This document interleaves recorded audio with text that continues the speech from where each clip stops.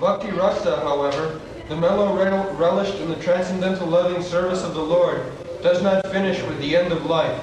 It continues perpetually and is therefore called amrita, that which does not die but exists eternally. This is the importance of Krishna consciousness, that in the Srimad Bhagavatam it is said, Tattva sadharmam charanam mujam hare bhajan napakotho patet tato jedi jatra pava abhatra abhud amussaking kuvarthaya apto abhajatang sadharmam. Just like sometimes they say that in this moment, just like the cinema, the hippies are joining,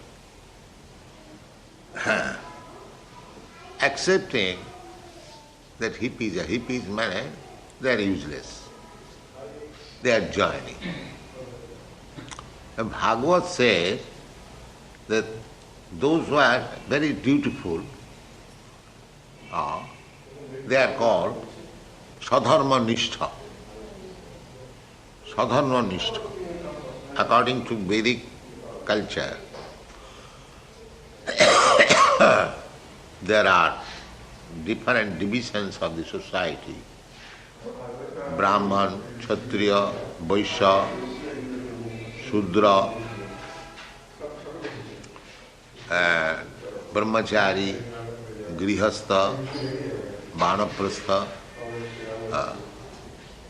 So these are called sadharma, mean engaged in one's occupational duty. That is called sadharma. Or in the modern sense, somebody is engaged in business, somebody is engaged in other occupation, profession, then every man has got some engagement. That's a fact. The Bhagavad says that tattva sadharma charanambujam hare. Anyone, even by sentiment or by any reason, he gives us his own occupational duty and takes shelter of Krishna or joins this Krishna consciousness movement. Tattva sadharmam charanambujam hare. All right, if one has joined this Krishna consciousness movement, doing very nicely, is improving, that's all right. But if he falls down, because sometimes they come out of sentiment, join this movement, and again falls down. Sometimes, not very occasionally. But there is chance, because Maya is very strong, one may fall down. Bhagavad says, bhajan apakotha patit tatu jidi. He is not mature. And in immature stage, by some reason or other, if he falls down, then jatra kava abhadra abhut amussaking. Then what is the loss there? There is no loss. Suppose he joined out of sentiment and executed devotional service for some time under the direction of the spiritual master, according to the regulation of the Shastra. But incidentally, he falls down. He becomes a victim to the Maya. The Bhagavad says still there is no loss. There is no loss. On the other hand, a person who is engaged in his occupational duty very sincerely, he has not become a devotee. The Bhagavad says, what does he gain? One who is engaged in his occupational duty very sincerely, doesn't care for Krishna consciousness, then Bhagavad says, what does he gain? He doesn't gain anything. But that man who joined this Krishna consciousness movement out of sentiment, but immaturely he falls down, he has no loss. This is it, try to understand this. Because this Krishna consciousness is the consciousness of the spirit soul, that is reality. Therefore, as the soul is eternally, his advancement in that consciousness, that also become an eternal asset that will never be lost. Even if falls down in this life, he could not execute 100% the duties in Krishna consciousness, even if falls down. So whatever he has done in this life, that becomes a permanent asset. So that from next life he will be given chance. In ordinary Kurmi's life, there is no guarantee that he will get next life a human body. According to his karma, he will get a body, maybe animal body or maybe demigod's body. But there is no certainty that he will get a human body. But this man, who out of sentiment joined in Krishna consciousness movement and immaturely falls down, he is guaranteed to get a very nice human body. That is stated in the Bhagavad Gita, that Suchinang Simatangehi Juga Bhrishta Sanjaya. He will get birth in a family, Suchinang. Suchinang means pious Brahmin family or devotee's family. He will get birth. Or in rich family. The second class will get in rich family. But both these families will give them chance to begin where he ended his Krishna consciousness in the last life. He'll begin from there. That is his opportunity. Therefore there is no loss. His next life as human being is guaranteed, even if he is fallen down. But the others who does not take to Krishna consciousness, doing his own duty, but he will get a body according to his karma. Not that is the difference between the karmis and the devotee. Devotee, even if he is not successful to execute the devotional schedule perfectly, right? But whatever he has done, 10%, 20%, 50%, that is his asset. It will never be lost. That is being stated. Go on. This is confirmed in all Vedic literatures. The Bhagavad Gita says that a little advancement in bhakti-rasa can save the devotee from the greatest danger, that of missing the opportunity for human life. Yes. Salpamapi yasya dharmasya trayati mohato bhaya. Just like Ajami. Ajami in his boyhood, he was very sincere Brahmin. He was conducting devotional service under the direction of his father. But in youthhood, he fell down. He became a victim of a prostitute. He forgot everything. He became a rogue, drunkard, meat-eater, woman hunter, all fallen down. But at the end of life, when he was afraid of the Jamadutas, out of fearfulness, he called for his youngest son, whose name was Narayan. Because when you are in danger, naturally, just like a child cries for the mother, because mother is the only. Similarly, affection is there. Similarly, this Ajamil asked for the youngest child, Narayan, but immediately he remembered that Narayan, whom he served in his boyhood. So immediately the Narayan messengers came and saved him. Salpamapi, he executed very little service in his boyhood as a devotee. That saved him from the greatest danger. He was being dragged out by the men of Jamaraj, but the Vishnuduta came and protected him and took him to Vaikuntha. Salpamapi yasya dharmasya trayati mohato bhaya. By chance, he remembered Narayan because he executed Narayan's service. There he was saved. The rasas derived from our feelings in social life in family life, or in the greater family life of altruism, philanthropism, nationalism, socialism, communism, etc., do not guarantee that one's next life will be as a human being. Yes, there is no guarantee. That's yes. Now today I am very great leader, minister. That's all right. But after that, there is no guarantee that we will become again minister or big man, big businessman. There is no such guarantee. That will have to accept another body according to your karma. Suppose as businessman, I have done very nicely, I have given in charity, that's nice, you get better life. But for business sake, I have earned money by hook and crook. My mentality is just like crocodile or dog. Then I have to become a crocodile. That's all.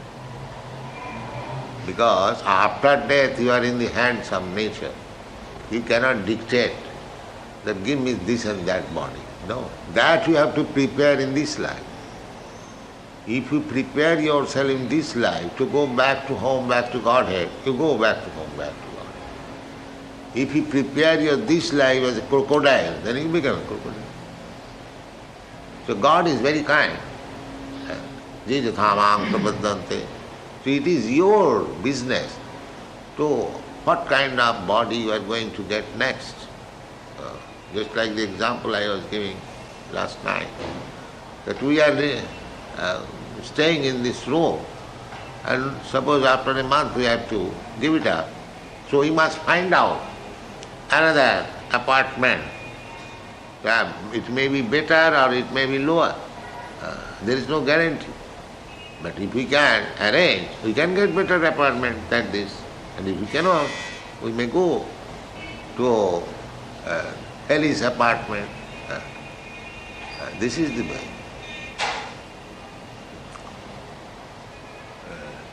But for the devotee, at least it is guaranteed that he gets next life as a human being. Not only human being, but in the family of a devotee or in the family of rich man.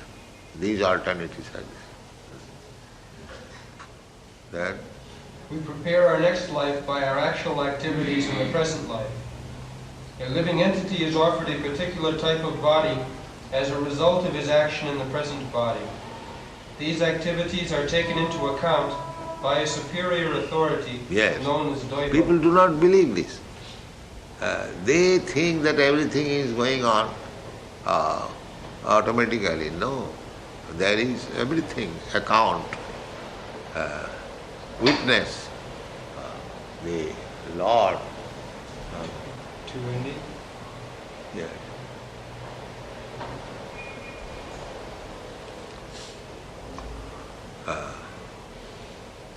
Anumanta upadrashta, Shakhine, God, the Lord Ishvara Sarvabhutanam Nityasya, everything is being witnessed and that is being recorded. So, just like in an office, in government service, there is service record, and at the end of the year, everything is considered. So the man is promoted, given some bonus, or the proprietor or the directors, they are not meeting that man. But the service record is there. Similarly, whatever we are doing, good or bad, that is being recorded and it is examined. Karmana dvaiva netrena. We are acting and there is superior authority. They are examining what kind of body he has to get next. So that science is not being taught, that what is our next body. They are thinking that there is no next body, there is no life, this life is finished. But that is not the fact. This life I have changed. I was a child, I got next body. I was a boy, I got next body. I was a young man, I got next body. Now I have got this body, so I will have not this body, I will get next body. Where is the difficulty to understand? I've already experienced the next body, next body, next body. Why not after that next body? The intelligence is to know what is that next body. That is in my head. It's like if you become educated highly, your next post is very nice. But if you are not educated, then your next post is not very nice. Similarly, if you act in this body very nicely, janti deva brata devan pitrin janti pitrin brata, so you can prepare your next life. So this Krishna consciousness movement is next life to go back to Krishna directly. That is our program. How? Simply by knowing Krishna. That's all. Krishna guarantees this. Janma karma me dibbam jo janati tattva. If we want to go back to home, back to Godhead, simply try to understand what is Krishna. And he is explaining in the Bhagavad Gita. But if you foolishly misinterpret Krishna, then you go to hell. But if you understand Krishna, as Krishna says in the Bhagavad Gita, then you go back to Krishna. Where is the difficulty? The rascal, they will not understand Krishna as Krishna says. The rascal will mislead others and mislead himself. He will go himself to hell and they will drag all others to the hell. This is going on. This is going on. Everything is there, very plain and clear. One has to act according to that. He gets the benefit. But they will not allow. These rascal leaders, they will not allow. They will represent Krishna as something else. The only business is to kill Krishna. That's all. Not to accept that Krishna is fact. All the big commentaries in the Bhagavad Gita, you see, they are simply trying to make Krishna is not a fact. It is some fictitious. It is some story, mental speculation. This is it. Demonic. So the condition is very dangerous. People are being misled. We are only, it is not our pride, it is a fact. We are the only institution that are trying to give the greatest benefit to the human society, the Krishna consciousness. Tattādiyam punarjanmanaiti mameti kovdya. Anyone who understands, if he understands, it is not possible to understand fully Krishna. Krishna is unlimited. But as he presents himself, Krishna, as he says himself, if we understand, Krishna says, I am the origin of everything. You take it, Krishna is the origin of everything. He has proved Krishna is the origin of everything. All the acharyas, big acharyas accepted him. Krishna is the origin of everything. Arjuna, who heard Bhagavad Gita, he accepted him. Krishna is the origin. Parabrahma param dhama pavitram paramam. Why we should try to understand Krishna otherwise? What is this foolishness? But that is their scholarship. That is their knowledge. If somebody can most rascally explain Bhagavad Gita, he is a great scholar. Just see the fun. He is the rascal number one and misleading people, he is a great scholar. And we are simply presenting Krishna, the Supreme Personality of Godhead. Krishna says, surrender unto me, we say surrender to Krishna. These are primitive.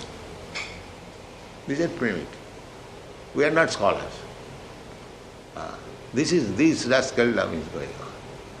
So you want to save people from these rascals, that is Krishna consciousness movement. The rascals have created a situation by defying Krishna's authority. Atheistic situation, the whole world is in chaos. That must be. When there are leaders, only demons, how there can be any peace? The people are also becoming demons. So, this movement is very scientific, authorized.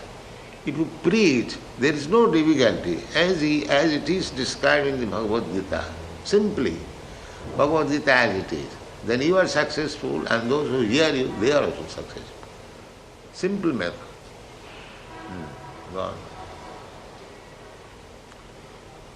These activities are taken into account by a superior authority known as Daiva, or the authority of God.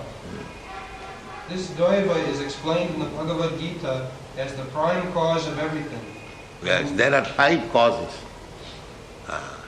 Karta, the doer, the place, the instrument, and providence. In this way there are 5 causes for acting anything. It's like you are doing business. So, if you are a nice businessman, that's very good asset. If you place your business in a marketplace, there is good opportunity. If you have got sufficient capital, good instrument, and if God is favorable, then your business is success. Similarly, in anything, there are 5 causes. And the ultimate cause is Daiva. You may make everything very nicely. You may become maybe very good businessman, you have got sufficient capital, you are conducting your business in a very nice center, downtown, everything. But if God is not favorable, then everything will be spoiled. Everything will be spoiled. So therefore, this cause, favorable. Of course, God is kind to everyone. But we see sometimes that everything is perfectly done, but still it is spoiled. Just like a man. A man is suffering from some disease, and you have employed first-class physician, first-class medicine, first-class everything, but still the man dies. What is the cause? The cause is Daiva. Then in spite of all your endeavors, because God does not like that he should live, you cannot save him. You cannot save him. The same example again I want to give, the Titanic. They made the ship very strong, and they are so assured that all the big men, they are on board the Titanic ship, and that was first journey, and immediately Atlantic was smashed. That's a great incident. Therefore, this is a fact that you may arrange everything very nicely according to your best knowledge. But if God is unfavorable, then you cannot do it. Daiva. Nacha daivat param balam. Therefore it is said, there is no other superior strength than Daiva. One has to accept this. Well, in the Srimad Bhagavatam it is stated that a man takes his next body by Daiva Netrena, which means by the supervision of the authority of the Supreme. In an ordinary sense, Daiva Netrena. So we have to get our body next, according to the superior, Daiva. Superior means God's arrangement. God is witnessing what kind of body I will have. Then? In an ordinary sense, Daiva is explained as destiny. Daiva supervision gives us a body selected from 8,400,000 forms. Yes. The choice does not depend on our selection, yes, but is awarded to us according to our destiny. You cannot say that I am Indian, I have got my love for India, and I will get again birth as Indian leader. You may get birth in India because you have got strong attachment, but it may not be as leader. It may be as cats and dogs, or cows or goat. Then you will be sent to the slaughterhouse, even though you are Indian. In any country, American. So, these are simply sentiments. There is no use, but people do not know this science. They think that I am doing right as philanthropists, as nationalists. But he forgets that he is under the full control of materialism. You cannot plan. the ultimate plan is sanctioned by God or by His agent, the Prakriti. You cannot make your plan. You get the result of your present activity, karma form.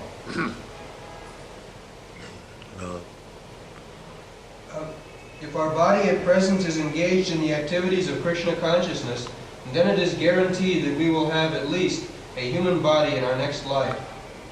A human being engaged in Krishna consciousness, even if unable to complete the course of Bhakti Yoga, is allowed to take birth in the higher division of human society so that he can automatically further his advancement in Krishna consciousness. Therefore, all bona fide activities in Krishna consciousness are amrita, or permanent. Yeah, amrita. Bhakti-rasa amrita. I adapt.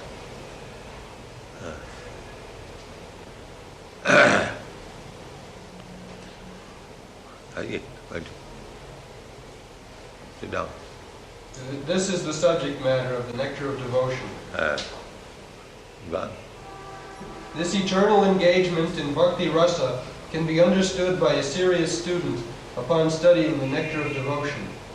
Adoption of bhakti-rasa or Krishna consciousness will immediately bring one to an auspicious life, free from anxieties, and will bless one with transcendental existence, thus minimizing the value of liberation. Bhakti-rasa itself is sufficient to produce a feeling of liberation because it attracts the attention of the Supreme Lord, Krishna. Bhakti-rasa is better than liberation, mukti.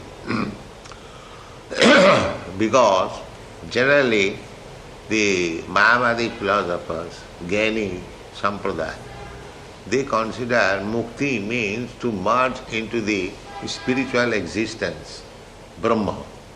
Brahma sajujya mukti, to merge into the impersonal Brahma effulgence of the Absolute. They consider it, that is the highest. And the Buddha philosophers, they think to make all these activities zero, sunnavad, dismantle. Because on account of this combination of matter, earth, water, fire, air, this body is made, and the body is subjected to pains and pleasure on account of this mixture. So Buddha philosophy is that you dismantle this mixture, let earth go to the earth portion, water go to the water portion, there is no existence of the body and there is no pains and pleasure. Make it zero. This is called sunnavad. And the Mayavadi, their philosophy is that stop this variegatedness. We are suffering pains or pleasure within this material on account of these varieties. So these varieties, they are built up on the foundation of the Supreme Spirit.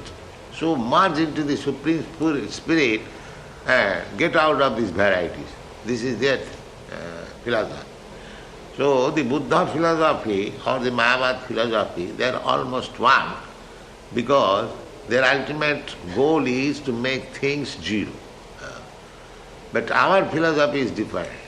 Our philosophy is that as there are varieties in this material world, there are varieties in the spiritual world.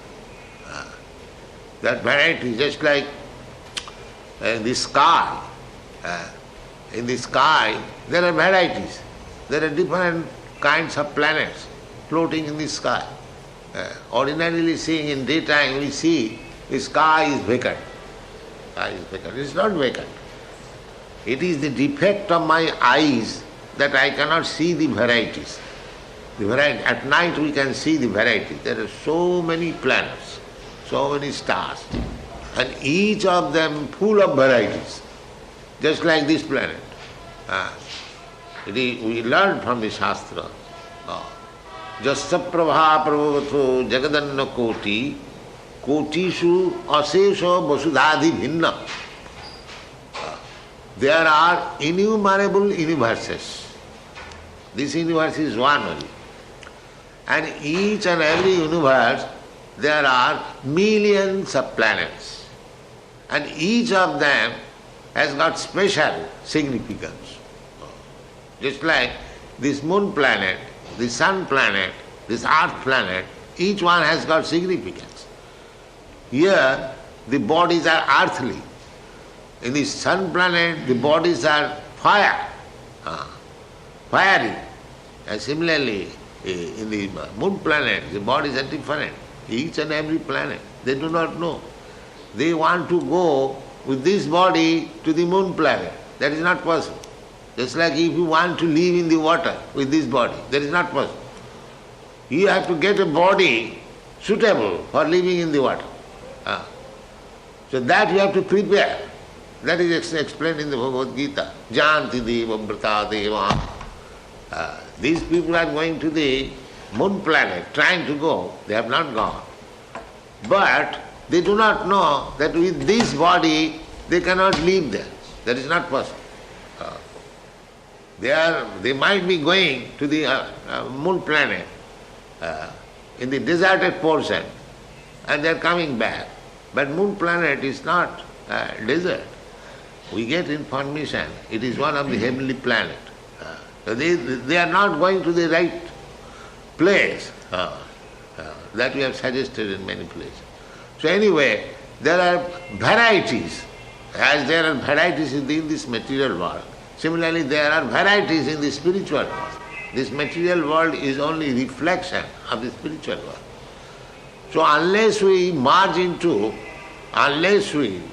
get shelter in one of the planets of the spiritual world, if we simply merge into the Brahma effulgence, we cannot stay there for long.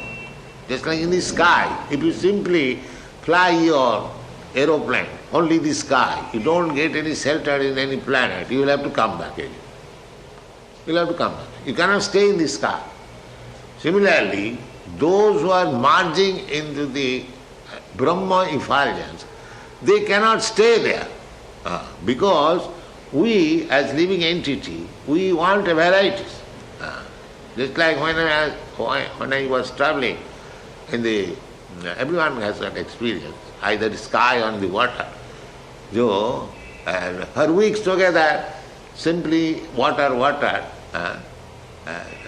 on board the sea, it becomes very much sickness. That is called seasickness. As soon as there is some land visible, oh, there is land again. Because we want varieties. So, those who are trying to merge into the varietyless Brahma effulgence, they cannot stay there. That information we get from Srimad Bhagavatam. Arujya kṛṣṇa parang padang tata patanti adho. After great perseverance, austerity, penances, they merge into the Brahma effulgence, but they again fall down. So, that is not our ultimate goal. The ultimate goal is to take shelter under the lotus feet of the Lord. Arujya kṛṣṇa parang padang tata. Jannir bindakha vimukta manina. Simply to concoct that I have become liberated. And that Jannir bindakha vimukta manina. Tai astabhavad avasuddha buddha. Those who are thinking that they have become liberated simply by merging into the Brahma effulgence, they are avasuddha buddha. There is still, their intelligence is not very clear, not purified. Why? Now although they have gone there and thinking that they are liberated, arujya kṛṣṇa patanti, they will fall down. They cannot remain there because there is no varieties. And our life, because we are living entity, we want varieties. Without varieties, it is hackney. We cannot stay there. Therefore they fall down. Those who merge into the Brahma effulgence, they fall down. Therefore a bhakta does not accept the Brahmananda. Brahmananda, they know Brahmananda is, there is Brahmananda, that is liberation from the material ananda. But unless one is engaged in Shivananda, service of the Lord, this Brahmananda will not be sufficient to keep him in the spiritual world. Well, Generally, neophyte devotees are anxious to see Krishna or God, but God cannot be seen or known by our present materially blunt senses. The process of devotional service, as it is recommended in the Nectar of Devotion, will gradually elevate one from the material condition of life to the spiritual status, wherein the devotee becomes purified of all designations. The senses can then become uncontaminated, being constantly in touch with bhakti-rasa. When the purified senses are employed in the service of the Lord, one becomes situated in bhakti-rasa life, and any action performed for the satisfaction of Krishna in this transcendental bhakti-rasa stage of life can be relished perpetually. When one is thus engaged in devotional service, all varieties of rasas or mellows turn into eternity.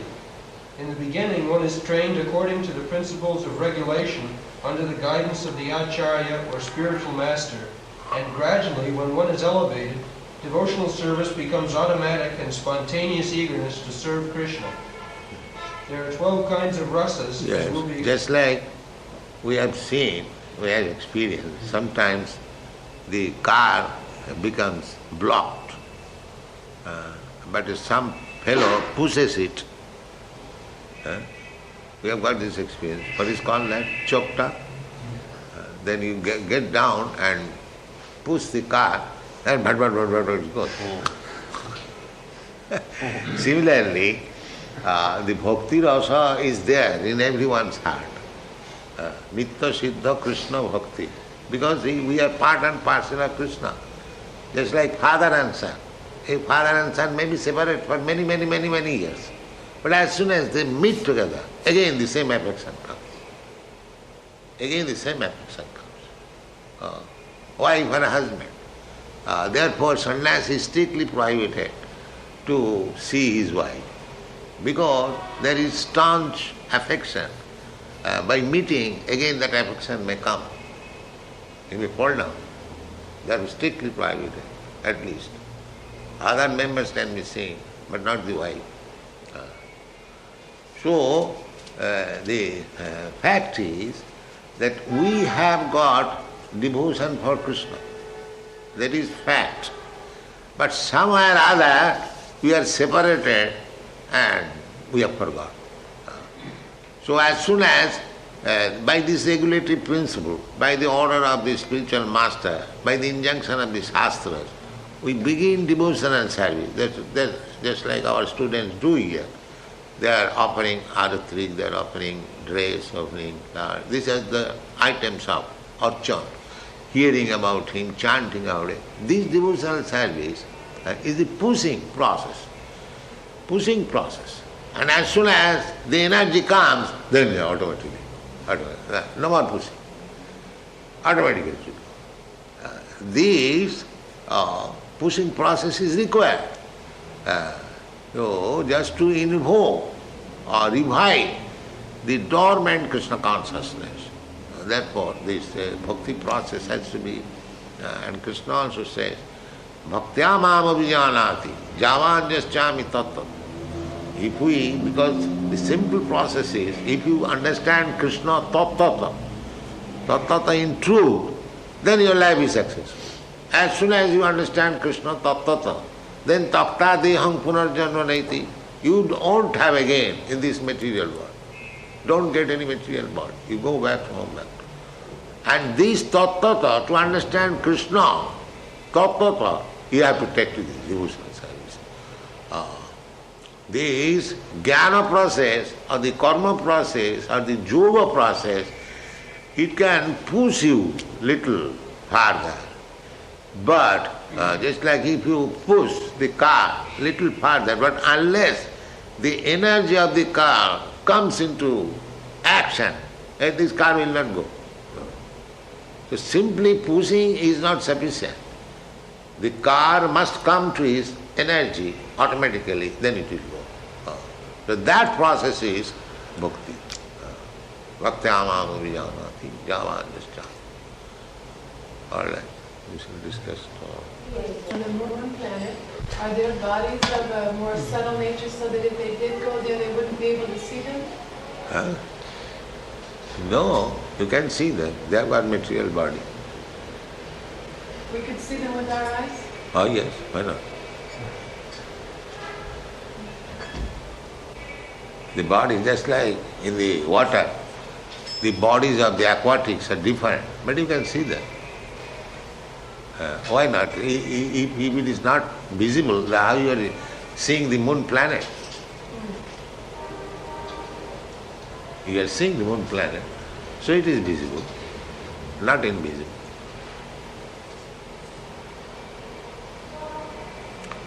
Our point is that these people, first of all, whether they are going to the moon planet, that is doubtful. At least I am doubtful. Because we get information from the Shastra that there is a planet which is called Rahu, that is very near to moon. And that Rahu sometimes comes in front of the moon planet, and that is called Chandragrahan, lunar eclipse.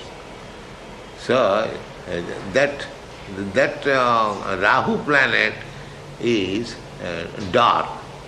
So they might be going to this Rahu planet, not to the moon planet. Maybe, because that is very near. A moon planet is heavenly planet. Heavenly planet. They are demigods, they live. So we get this information. Or just like if somebody comes to this earthly planet and drops in the Arabian desert, he may conclude that this is desert. But there is Europe, America, nice cities and nice bungalows. But he has no chance to see them. So these people are going. They have no chance. Maybe they are also diverting them to the deserted portion of the moon. They are also intelligent. That these people are coming from earthly planet unauthorized, so let them divert it to the deserted portion. There are so many things. So therefore, because if moon planet is heavenly planet, they are more intelligent than you. If you have got some machine to reach there, they have got some machine to divert you. Why not think like that? That these rascals are coming here without any immigration license. Let them be diverted to the deserted portion, and disappointed they will go back. So many things are there. Therefore they are not successful. Neither they will be ever successful. Take it, I may die, but you take it. Right. They will never be successful. I have already written these things in my Easy Journey to Other Planets. This is childish. It is not possible.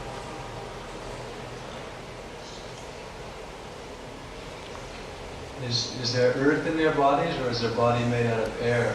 No.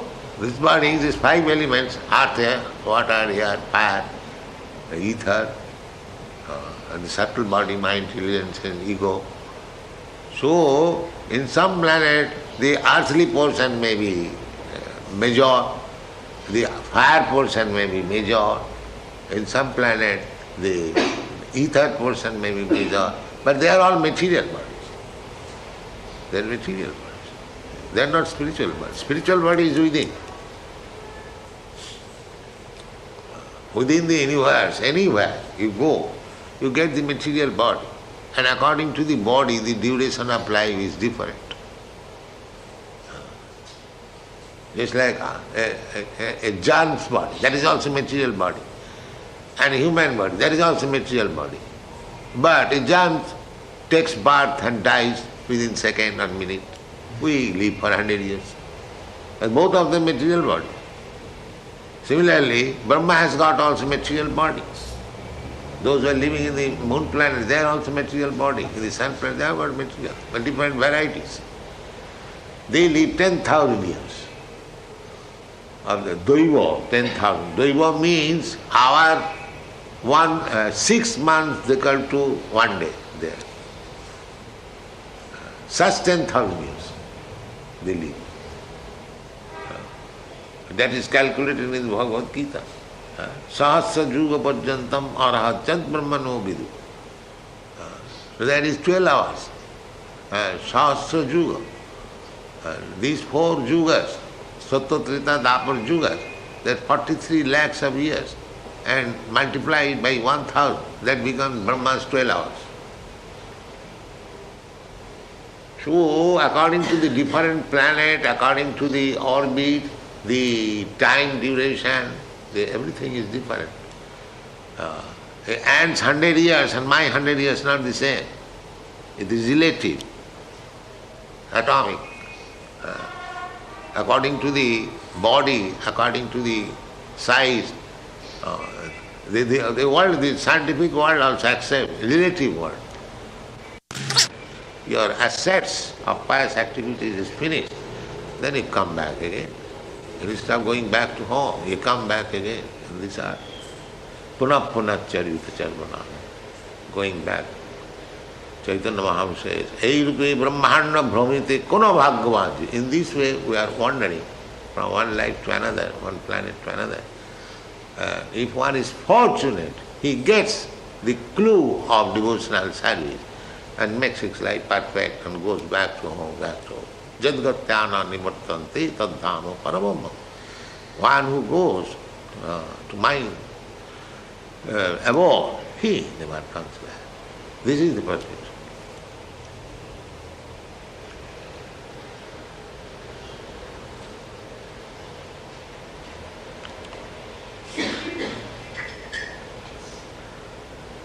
Dr. say you are a scientist, so how do you think our explanation? Does it tally with your scientific? Our science has not come to this stage to explain all these things. Yes. Science has no explanation actually. For material men like us, it is not possible to accept it is because we do not know. I do not say it may not be there, but all we can say that we are still in the dark or ignorant about the. But we have to take knowledge from superior authority. I am always not in knowledge. That is my position. But we take knowledge from superior authority. So we are taking knowledge from Krishna, the most superior authority.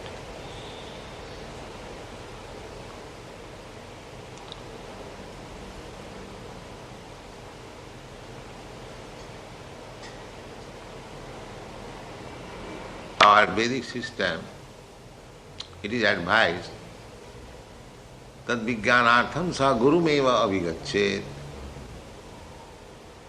That is the system. It's like you are a medical man. To acquire your knowledge, you have to accept the medical college, the professors. So this is natural. If we want to know something which is not or which is unknown to me, then we have to accept a guru, a superior man. Guru means superior man. Tad vijnanartham sa gurumeva avigachet. Guru means heavy or superior. That is the law. So, our process of Vedic knowledge is that we get knowledge from the superior, just like Brahma, Lord Brahma. He is the first original creature within this universe. And he got knowledge from God, Krishna, the Absolute. The Vedas means the knowledge which he heard. Tene Brahma Rida Adi Kavaye. So, there is Sampradaya. Brahma imparted this knowledge to Narada. Narada imparted this knowledge to Vyasdev. Evam Parampara. This is our process of knowledge. We get knowledge from the superior. Everyone gets knowledge from the superior. Nobody gets knowledge automatically. That is not possible. So, things which are beyond the perception of our senses, how we can get that knowledge? By our mental speculation, it is never perfect. We give sometimes this example. If we want to know who is my father, that is not possible to know simply by mental speculation. If we approach the authority mother, we get the knowledge immediately. So, knowledge from the authority is perfect. Knowledge by mental speculation is always imperfect. This is our conclusion. If you get knowledge, any knowledge, from the perfect, that knowledge is perfect. And if you get knowledge from imperfect, that knowledge is always imperfect. This is our process. Therefore the Vedas says, tad vijnanartham sa gurumeva vajachet. One must approach the superior who is in knowledge. Then he gets the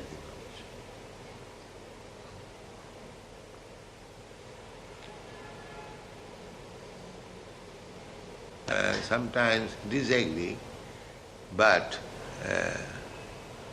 our point is very strong, that you cannot get perfect knowledge from imperfect person. That is not possible. That's a fact. You can get knowledge only from the perfect. That is real knowledge.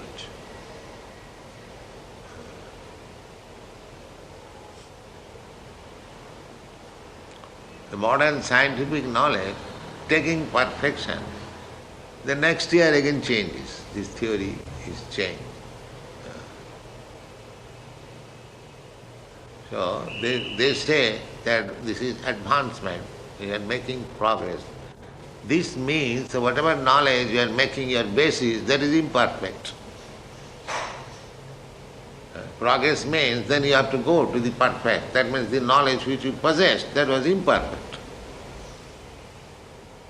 Again you say, so from imperfect platform we are going to the perfect. But if we get from the perfect this knowledge, then we get perfect knowledge from the perfect person. Perfect person means he does not commit mistake. He is not illusion. His senses are not imperfect. And he does not cheat. This is the 4 points of perfection. The cheating propensity is there. To the imperfect person, there is cheating propensity. He knows that in this point I am not very clear, but still he gives some idea. That is cheating. There are so many, Darwin's theory, others. Perhaps it may be like this. These words are there used. What is the use of this perhaps? That means imperfect knowledge. It may be there is something missing. So how you can believe on this imperfect knowledge?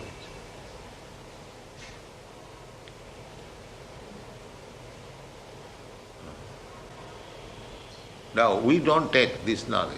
Perhaps maybe. Just like in the Shastra it is said, Jalayanam Lakkhani. There are 900,000 forms of aquatic life. 900,000. In the Vedas it is said. It doesn't say one more or two less. 900,000. Jalayanam Lakkhani, Sthavara Lokhavinsati, Krimayo Rudra Sankhaka, the living entities. So, Veda, that is Vedic knowledge. Ved means knowledge, perfect knowledge. So, this is the process, our Vedic civilization, all the great acharyas teachers, they accept knowledge from the Vedas. Because we accept it, Vedas perfect. Sometimes they say that Vedas are also written by human being. No, it is not written by human being. It is hard, therefore it is called Shruti. So, Tene Brahma Nida Adikavai, the knowledge, Vedic knowledge was first impregnated by the Supreme Lord in the heart of Brahma.